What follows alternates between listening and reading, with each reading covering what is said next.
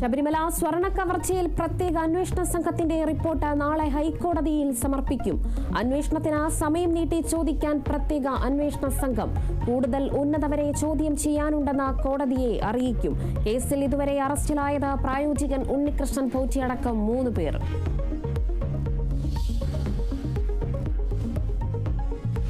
കുപ്രസിദ്ധ മോഷ്ടാവ് ബാലമുരുകൻ കസ്റ്റഡിയിൽ നിന്ന് രക്ഷപ്പെട്ടത് വിയൂർ ജയിലിലേക്ക് കൊണ്ടുവരുന്നതിനിടെ തമിഴ്നാട് പോലീസിന്റെ കസ്റ്റഡിയിൽ നിന്നും.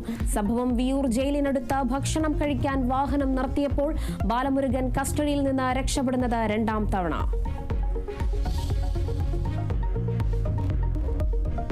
സംസ്ഥാനത്ത് വോട്ടർ പട്ടിക തീവ്ര പരിഷ്കരണത്തിന്റെ ഭാഗമായുള്ള നടപടികൾക്ക് തുടക്കം.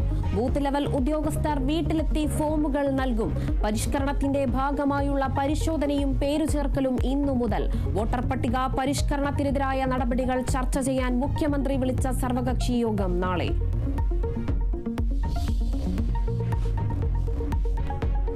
കോഴിക്കോട് താമരശ്ശേരിയിലെ ഫ്രഷ് കട്ട് അറവു മാലിന്യ സംസ്കരണ കേന്ദ്രത്തിനെതിരായ സമരം ഇന്ന് വീണ്ടും ആരംഭിച്ചു.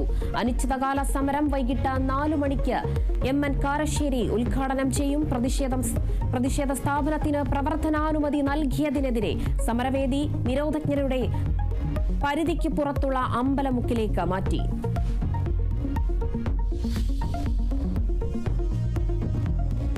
റഷ്യയിൽ നിന്ന് ഇന്ത്യയിലേക്കുള്ള എണ്ണ ഇറക്കുമതിയിൽ ഇടിവ് സംഭവിച്ചതായി റിപ്പോർട്ടുകൾ. ഇടിവ് എണ്ണ കമ്പനികളായ റോസ്നെഫ്റ്റും ലൂക്കോയിലും അമേരിക്ക ഉപരോധം ഏർപ്പെടുത്തിയതിന് പിന്നാലെ. ഉപരോധം പ്രാബല്യത്തിൽ വരുന്നത് നവംബർ 21-ന്. എണ്ണ ഇറക്കുമതി അവസാനിപ്പിക്കുന്നതിൽ സർക്കാർ ഔദ്യോഗിക തീരുമാനമെടുത്തിട്ടില്ല.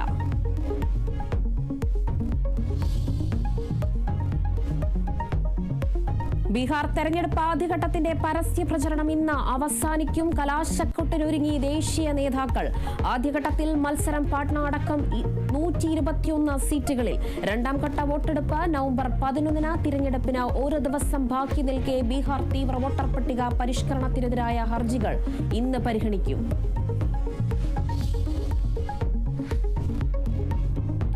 ചരിത്രത്തിലെ ഏറ്റവും ദൈർഘ്യമേറിയ അടച്ചുപൂട്ടലിലേക്ക് അമേരിക്ക.